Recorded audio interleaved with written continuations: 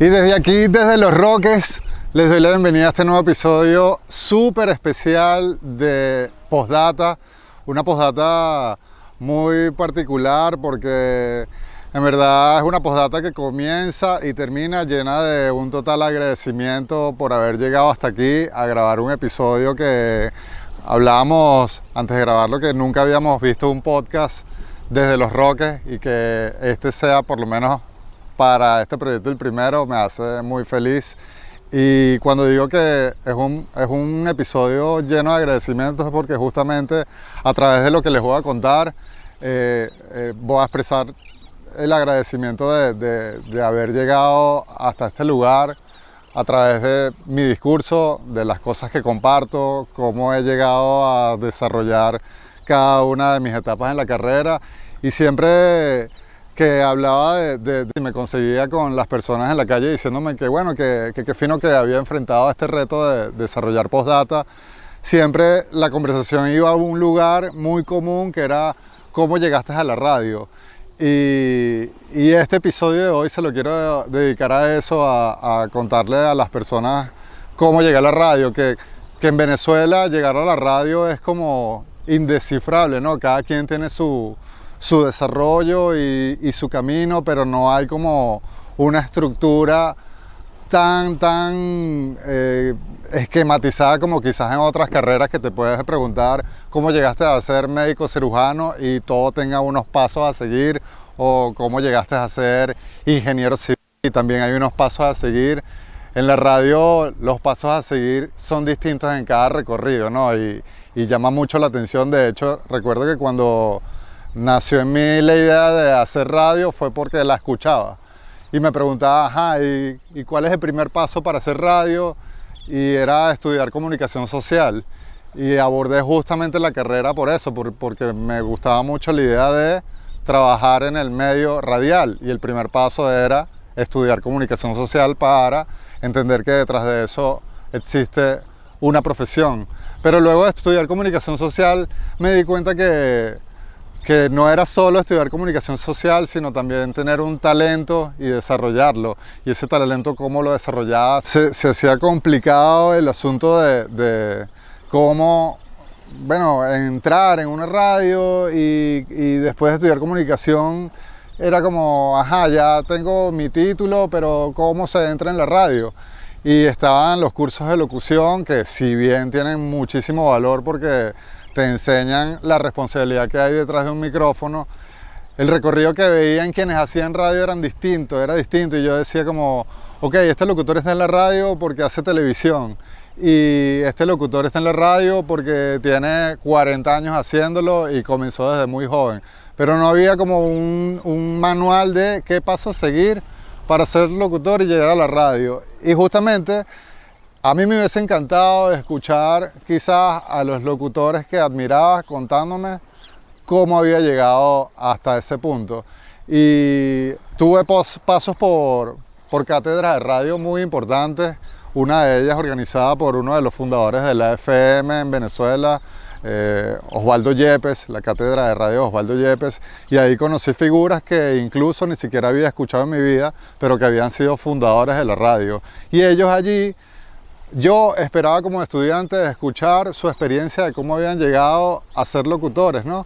Y en verdad ellos allí lo que contaban era cómo había sido su desarrollo luego de haber entrado. Y en aquel momento recuerdo que tenía muy presente como, ok, si para entrar en radio hay que comenzar a trabajar en medios, entonces la vía es comenzar a trabajar en medios.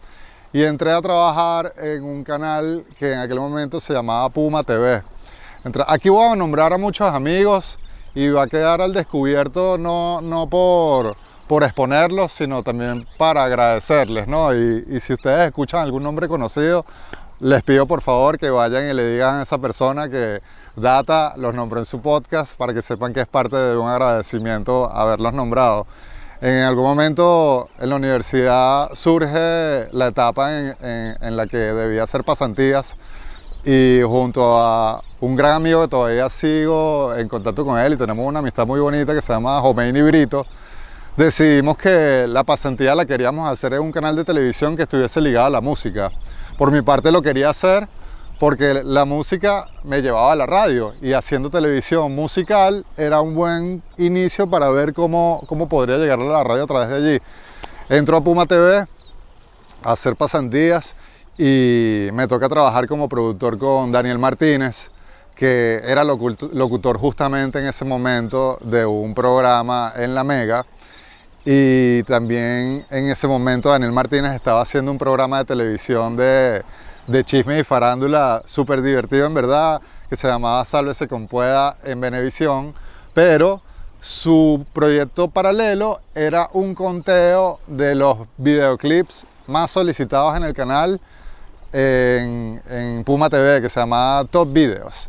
El trabajo que teníamos era seleccionar cuáles eran los videoclips más pedidos en el canal y hacer un top 5 diario con Daniel Martínez, grabarlo con él y buscar la información. Entonces ya era como trasladar el discurso que yo sentía que tenía que tener Daniel en pantalla, y era como, bueno, ¿qué diría yo si estuviera en pantalla? Y ahí comenzaba ya, como comencé a trabajar con el diseño de un discurso para, en pocas palabras, decir algo sintetizado y que llegara y que fuera atractivo, ¿no? Ahí comencé a desarrollar mentalmente como qué necesita un locutor o una figura de televisión para enganchar y dar contenido inteligente y que eso no se diluya.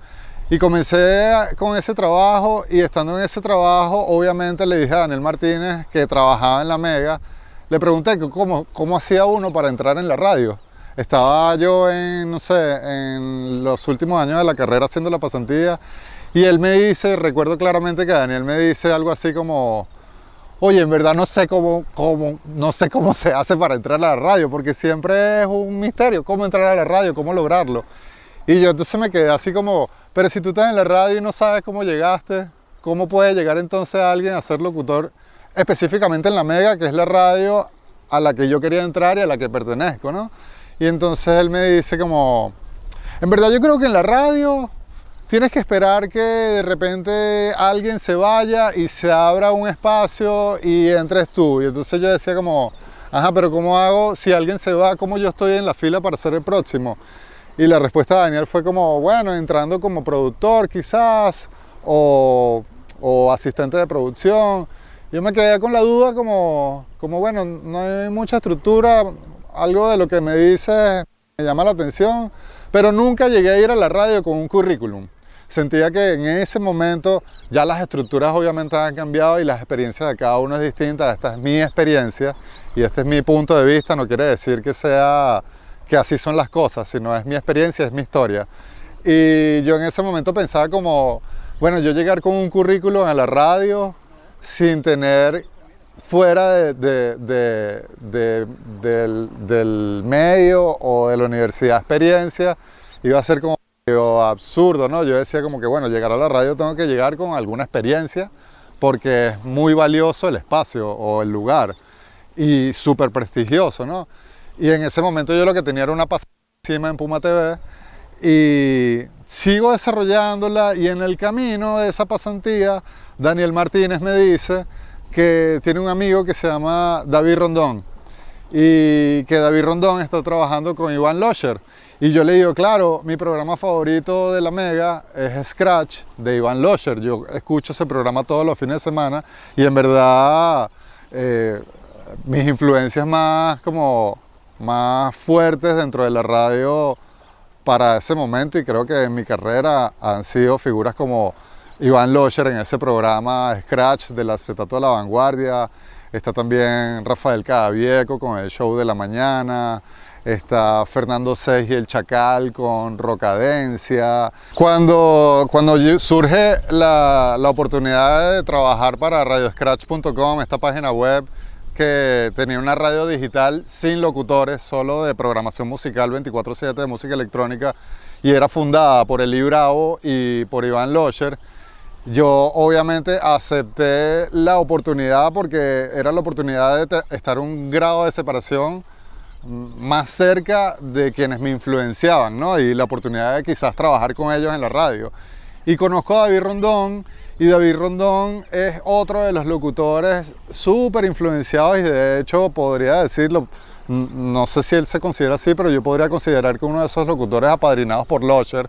Y cuando lo conozco, luego de haber conocido a Daniel Martínez, fue como un clic automático, porque él en ese momento estaba trabajando en una casa productora que trabajaba con Losher cuando Losher estaba haciendo las voces de los canales de televisión por cable en Latinoamérica, era la voz oficial de HBO.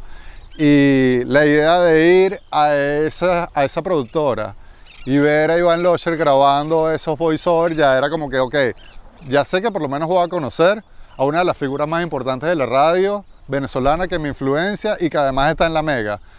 Y voy a hacer un trabajo que me gusta, todo cuadra.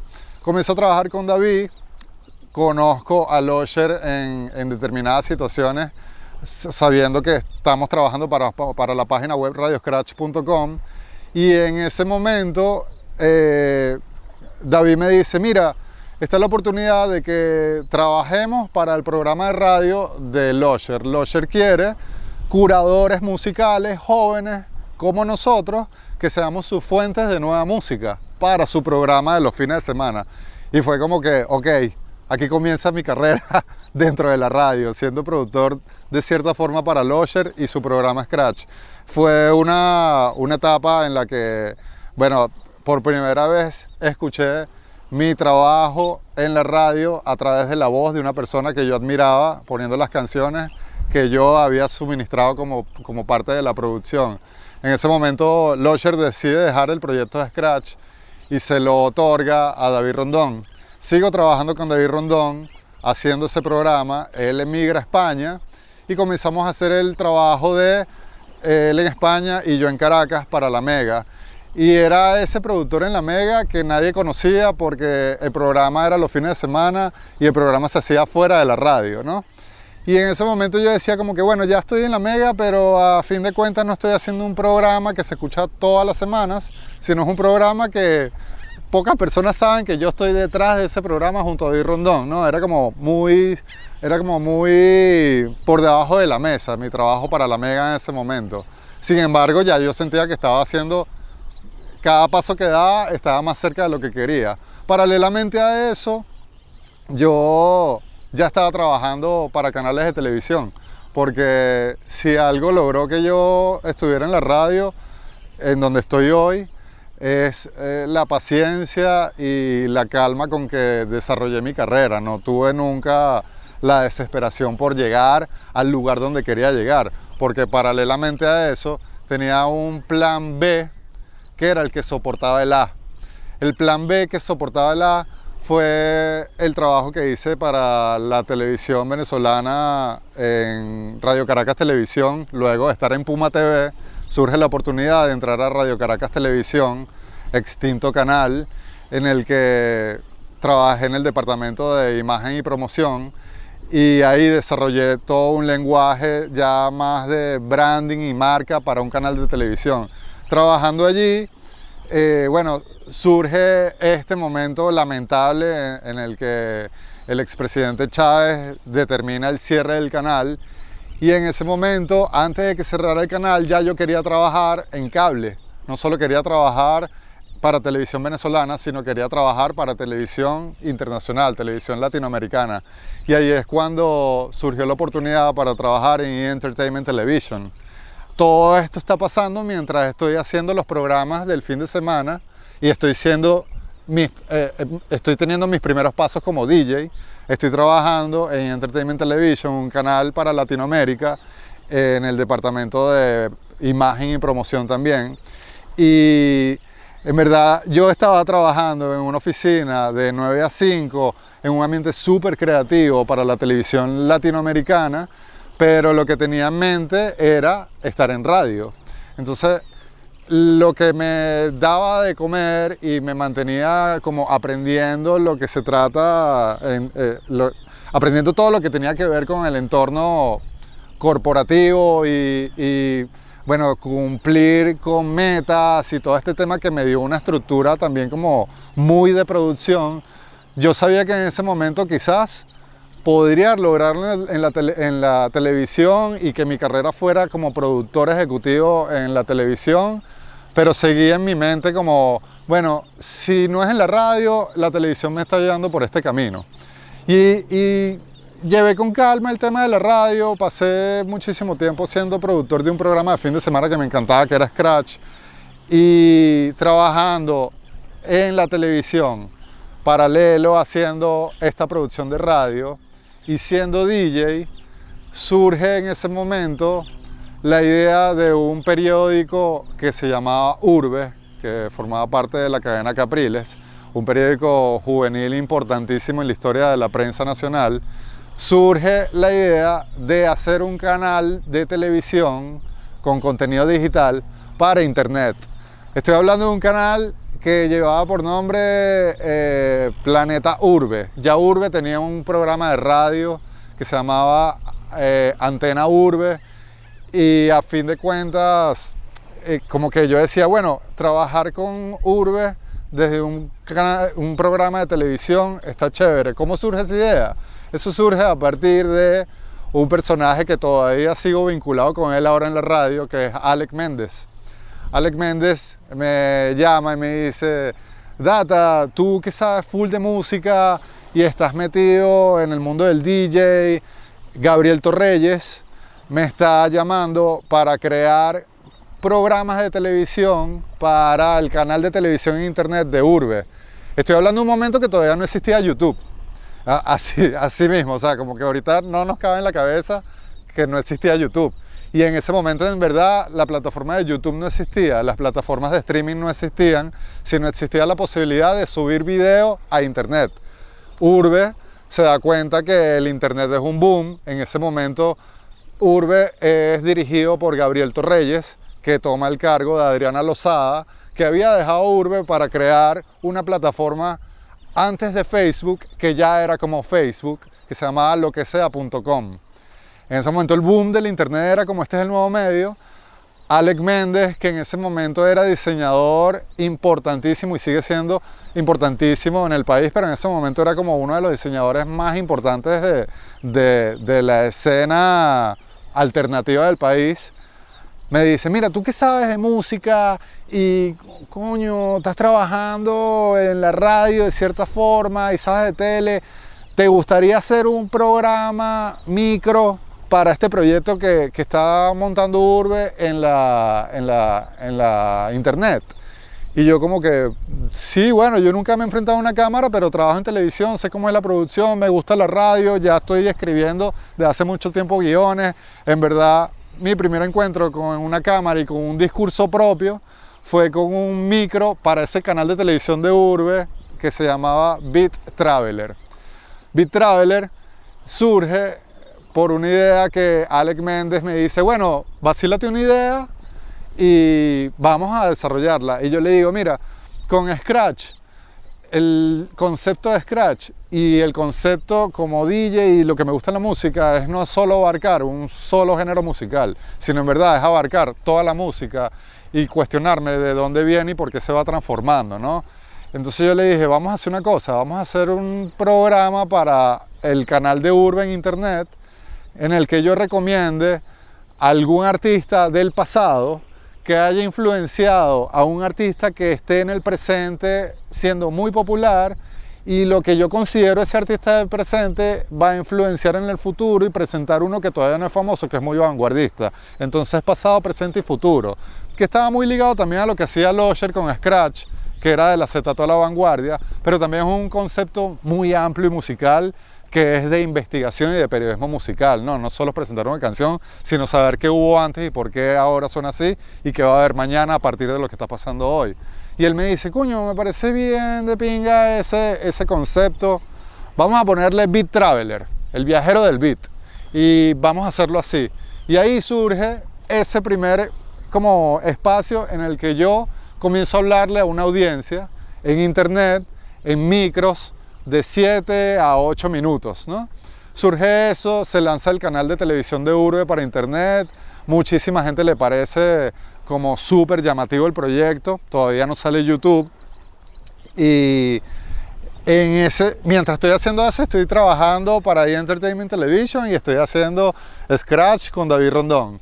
Y cuando surge ese proyecto, obviamente todos los medios del país comienzan a ver lo que está haciendo Urbe para internet y comienzan a ver la programación.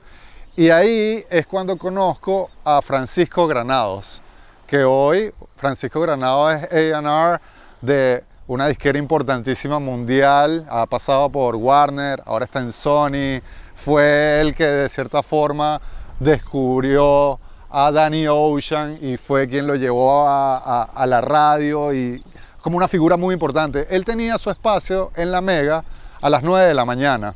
En ese espacio a las 9 de la mañana ya había pasado Iván Locher y era como el que había pasado por ahí, ya era un horario como que a mí siempre me llamaba muchísimo la atención el espacio de las 9 de la mañana, ¿no? Que era el espacio musical de la Mega. Cuando él está ahí, yo comienzo a escucharlo, nos conocemos y él me dice, coño Data, a mí me parece muy interesante lo que estás haciendo para Urbe con Beat Traveler. Me encantaría tenerte en mi programa con ese espacio, pero en mi programa con una sección. Y yo le digo, bueno, yo estoy trabajando para Locher en la Mega los fines de semana. Y él me dice, sí, pero nadie te conoce en la Mega. O sea, nadie sabe que tú eres productor de Scratch para Locher con David, porque es un programa el fin de semana, no se produce a diario en la radio, sino se produce en otro estudio, en una productora y lo mandan para allá y se transmite grabado. Y yo le digo, bueno, sí, es verdad, yo pensaba que haciendo ese programa podría entrar en la Mega, porque en verdad me gusta mucho la radio, pues, y estoy haciendo esto porque me gusta mucho la radio. Él me dice, no, vamos a hacerlo, que lo que estás haciendo en Urbe me parece genial y se puede adaptar para la radio. Justamente cuando me dice eso es cuando surge YouTube. Surge YouTube y este proyecto de Urbe desaparece, porque todo el mundo comienza a consumir los videos de YouTube y no los que hay en un canal como el que era Planeta Urbe. Y comienzo ese espacio exactamente igual al que hacía en internet, pero en la radio y en vivo, los jueves a las 9 de la mañana. Y recuerdo que la primera vez que salí al aire era conversando con Francisco Granado, nos conocimos, como nos hicimos amigos justamente frente al micrófono, porque cada quien conocía el trabajo, él conocía mi trabajo como DJ por la noche, y yo conocía el trabajo como productor para Scratch, con Iván Locher y David Rondón, y yo conocía su trabajo en la radio. Él venía a hacer las móviles, luego le dieron ese espacio, también hizo periodismo deportivo y me gustaba mucho su trabajo y congeniamos mucho y fue frente al micrófono que nos hicimos grandes amigos, somos amigos hasta el día de hoy, unidos por el micrófono y por la música, y pasé un año haciendo esa sección todos los jueves a las 9 de la mañana, una sección en que yo iba todos los jueves y era como mi momento más esperado de la semana. Era ir a la radio a las 9 de la mañana un jueves para estar apenas 10 minutos contando sobre una canción de los años 60 de James Brown que sonaba así y tenía una historia, y esa canción era influencia directa de una canción actual de Jamiroquai, y Jamiroquai era esta figura, y después explicar que había una persona que Jamiroquai estaba influenciando, que era Major Hawthorne, y hablar de un artista que todavía era desconocido pero que era muy vanguardista. Ese proyecto de ser una sección, pasó un año siendo una sección y yo me lo tomaba con calma porque yo decía, bueno, a fin de cuentas, con el tiempo entendí y en verdad fue algo que me dijo David Rondón, como que la radio en verdad es como la aviación comercial. Un piloto cuando se monta un avión en su primer vuelo, posiblemente el aterrizaje no sea el mismo aterrizaje que tenga cuando tenga 70.000 horas de vuelo. Y la radio en vivo, él me dijo, la radio en vivo son horas de vuelo. Y con Francisco Granado yendo todos los jueves a hacer Beat Traveler como una sección dentro de 2 horas de música Mega con Francisco Granado, se transformó en esos vuelos para acumular millas. Y pasé un año haciendo eso hasta que me sentí seguro de que en realidad lo que estaba haciendo se me estaba quedando pequeño, y le digo a Francisco Granado, yo quiero tener mi propio programa de radio. ¿Cómo hago para tener mi propio programa de radio aquí en la Mega? Y él me dice, te habías tardado mucho. Y yo, ¿por qué? Bueno, porque al final, desde el lunes la gente está escribiendo por Twitter que cuándo vienes tú, y la audiencia en verdad como que le gusta demasiado la sección, y cuando se termina la sección hay como un recall de la gente esperando el próximo jueves. Y eso de cierta forma no es que me llenó de seguridad, sino que sabía que ya el próximo paso era tener mi propio programa, que ya no era un locutor de una sección, sino que ya era un locutor que podía decir mucho más que lo que decía en una sección. A todas estas seguía trabajando en televisión y era como, tenía una triple vida, la del productor de televisión para The Entertainment Television, la del DJ en la noche que mezclaba en fiestas o en conciertos, y la del el que estaba en la radio como echándole agüita a la semilla, ¿no? Y en ese momento yo digo, bueno, voy a hacer el piloto, Y comienzo a preguntarme, pero ¿cómo puedo hacer un piloto para que lo escuchen los ejecutivos de la radio y les guste, ¿no? Y en ese momento yo digo como que, bueno, voy a hacer un piloto de radio para ver si aprueban el proyecto de transformar Beat Traveler de una sección a un programa. Y me planteo hacer el piloto y le digo a Efraín Subero, que en ese momento era el que trabajaba en la parte de audio y entertainment y tenía su estudio, y le digo, mira, quiero hacer un piloto corto porque yo sé que en la radio no escuchan un piloto de 15 minutos. En la radio, si yo me ponía en los zapatos de un ejecutivo, si a mí me dan un piloto para escucharle una propuesta de un programa de radio, yo no voy a escuchar 15 minutos de una propuesta, yo a los 5 minutos sé si me gusta o no. Entonces vamos a hacer un piloto de 5 minutos y en ese piloto lo grabamos súper chola. Le dije a Francisco Granados, mira, ya hice el piloto, aquí está, escúchalo, lo escuchó y me dijo, está perfecto, entrégaselo a Karim Urdaneta. Karim Urdaneta ya la conocía porque iba todos los jueves a la radio y ya ella sabía, por ser ejecutiva de la radio, ya sabía que trabajaba con Losher y David. Y le digo, Karima, mira, yo quiero darte un piloto a ver si hay chance de entrar en la programación de la radio con un programa para los fines de semana en este espacio. Porque ya yo decía, bueno, tengo que ponérselo todo en bandeja para que se vea como que demasiado lo que quiero. Y este espacio está libre y yo creo que es perfecto para la programación de los fines de semana a las 8 de la noche, porque es música comercial, pero al mismo tiempo es vanguardista y le muestro todo el concepto. Y la respuesta de Karima es, oye, gracias, aquí tengo una torre de pilotos, dámelo para escucharlo y vamos a ver. Recuerdo que le entrego el piloto y Karima me dice como que a mí me encanta lo que estás haciendo con Francisco y en verdad ya tienes un año con él haciendo esto y a mí me había extrañado que no quisieras un programa o que no hicieras un piloto o que no hubiese un acercamiento. Y todo esto era porque me estaba llevando la carrera con calma porque estaba trabajando en televisión y era como...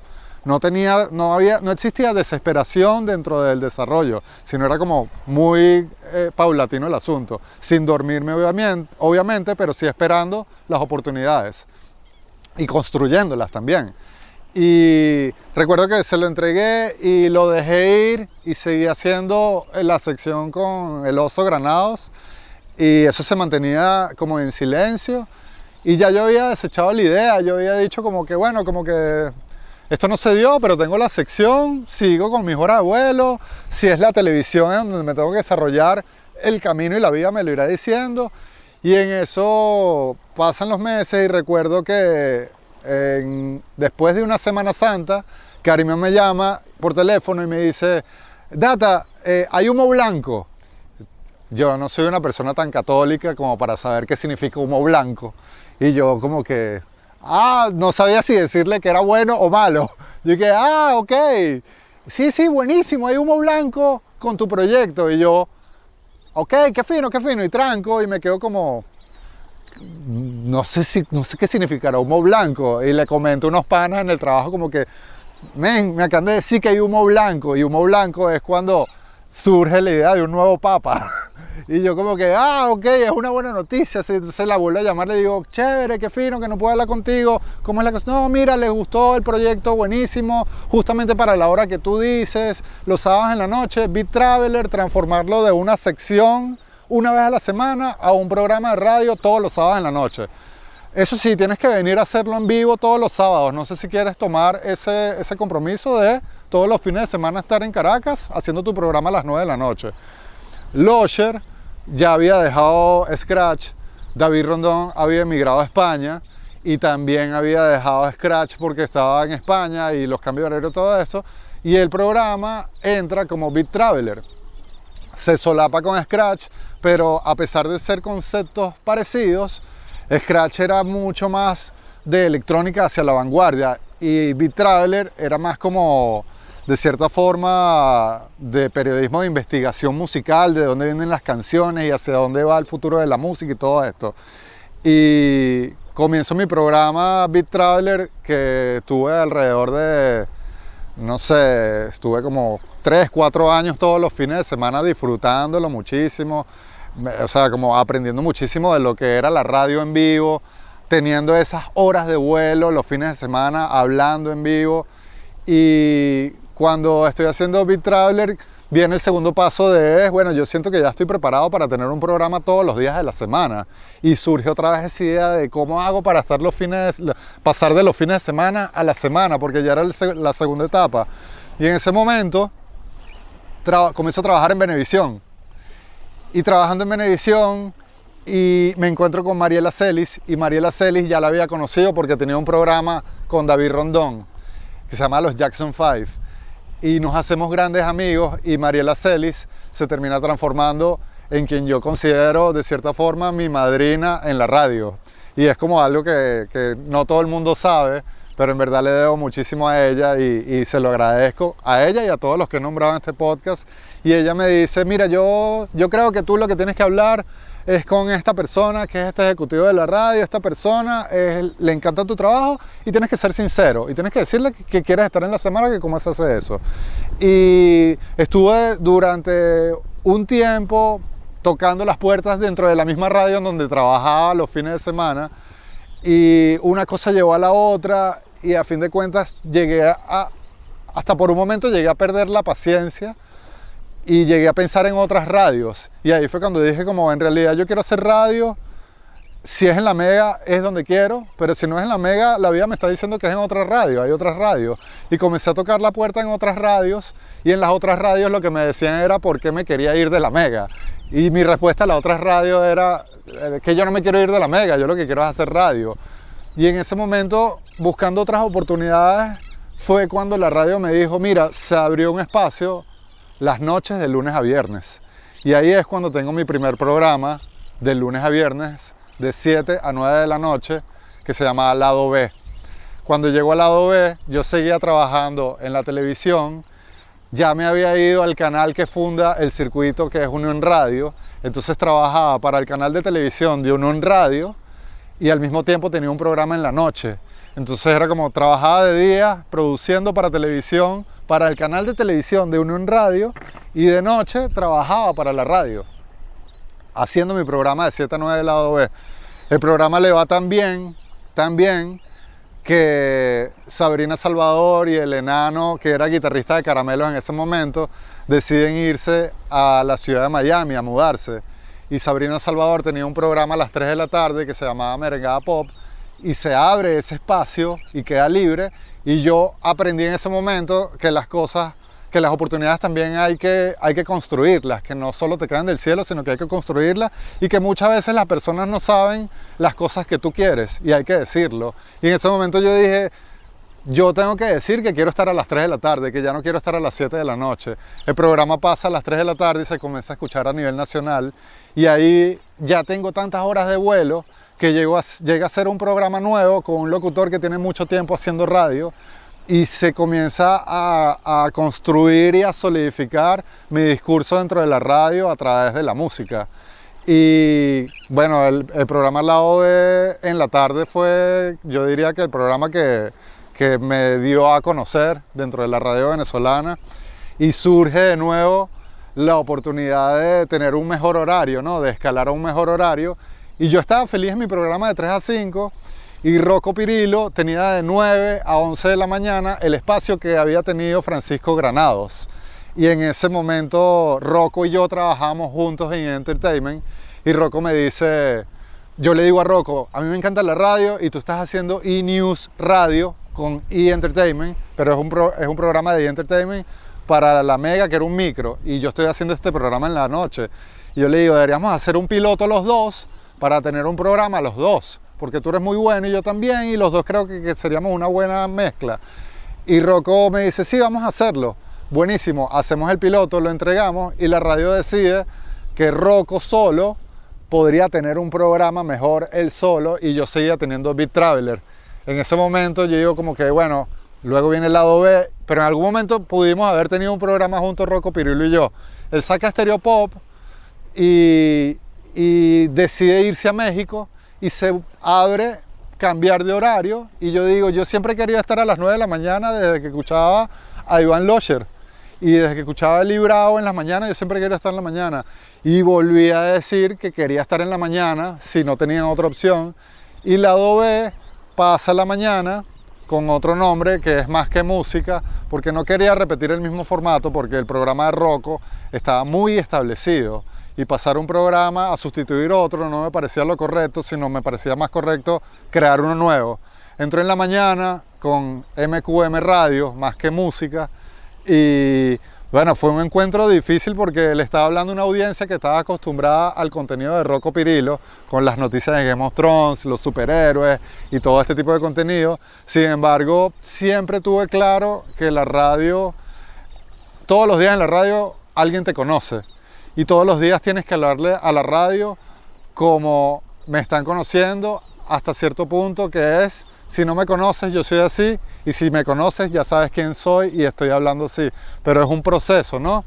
Y en ese momento fue como recomenzar mi carrera, fue muy rápido el cambio y cayó la pandemia. Y ahí fue cuando desarrollamos Lado B Podcast, porque siempre me gustó la idea del Lado B Podcast. Y se hizo en pandemia más de 50 episodios de ese podcast que entrevisté a muchísima gente en pandemia. Salimos de pandemia y volvió Lado B, que había sido el programa con el que inicié en las noches, de lunes a viernes, pasé a la tarde y regresó esta vez en la mañana. Y ahí fue como uno de los momentos más como, bueno, representativos dentro de mi carrera, porque fue cuando descubrí realmente el discurso que me gusta expresar y el discurso con el que la gente conecta, y ahí fue cuando me di cuenta que no tenía que seguir buscando calar, sino que ya había calado con la personalidad que tengo hoy en día. Y a fin de cuentas este episodio en verdad es un agradecimiento a cada una de todas esas personas, desde Daniel Martínez, pasando por Jomeini Brito, pasando por Mariela Celis, David Rondón, Iván Locher, María Alejandra López, Jaime Ross, o sea, toda la gente de la que he estado rodeado en mi vida, tanto profesionalmente dentro de la radio como fuera de ella, me ha traído hasta este escenario el día de hoy aquí en Los Roques, y en verdad estoy aquí en Los Roques haciendo esto gracias a la radio, porque a través de ella he conectado con personas como las personas de la Posada La Rosaleda, que junto a ellos, bueno, he desarrollado la relación que he tenido con cada uno de los patrocinantes de los espacios que he dirigido y en los que he estado durante mi carrera, en el que el apoyo no es solo porque mi voz y mi programa es bueno, sino porque lo que comparto es real y es genuino. Y la gente que se acerca a mí, se acerca por quien soy y no por quien pretendo ser. Y se acerca a mí por quien soy, por quien son y no por quien pretenden ser. Y de verdad, gracias a la gente de La Rosaleda por traerme hasta aquí, porque es como un ciclo, un full circle, ¿no? Como un ciclo de agradecimiento que cuando enfrenté la idea de sentarme aquí a conversar sobre esto fue no solo porque la gente, por una parte, se pregunta cómo llegué a la radio, sino también por otra parte, el Manuel de 17 años quizás le hubiese encantado escuchar a quienes lo influenciaron en la radio, saber cómo habían llegado a ella, y esto también creo que es una energía que se multiplica para que el día de mañana haya mejores profesionales en la radio, mejores programas de radio, y no solo dejarlo hasta ahí, sino también dejarlo más allá, una reflexión desde el punto de vista de cuando uno está convencido de que haciendo lo que te gusta vas a llegar al lugar que quieres, es imposible que no lo logres, y que lo único que tiene que estar siempre entre ceja y ceja es la idea clara de lo que se quiere lograr, y que a partir de esa idea clara se comienza a construir todo ese camino que te lleva al lugar en donde quieres estar, y construyéndolo con buenas decisiones que a fin de cuentas traen que a tu alrededor haya personas que conecten con esa misma energía y esa misma intención de hacer las cosas bien desde la sinceridad y el amor puro. Y creo que eso es lo más bonito que tengo hoy gracias a la radio, ¿no? El aprendizaje de que es imposible que las cosas te salgan mal si las haces con cariño y con la convicción de que es lo que te gusta hacer. Ya hasta aquí llega este episodio grabado aquí en este hermoso escenario de Los Roques, un episodio que voy a titular Cómo la radio me trajo hasta Los Roques. y gracias a la Rosaleda, que bueno, han sido un apoyo grandísimo. Nicolás Cadena dirigiéndolo detrás de la cámara, Gustavo Perdomo detrás de la segunda cámara y el audio. Y nada, sigan disfrutando del internet. Espero que les haya quedado alguna reflexión de todo este recorrido, a grosso modo, de cierta forma, muy sintetizado. Hay muchísimas personas que quizás no nombré en el episodio que fueron satélite allí, pero cada una de ellas son parte de este recorrido y de esa conexión con el amor por lo que hago.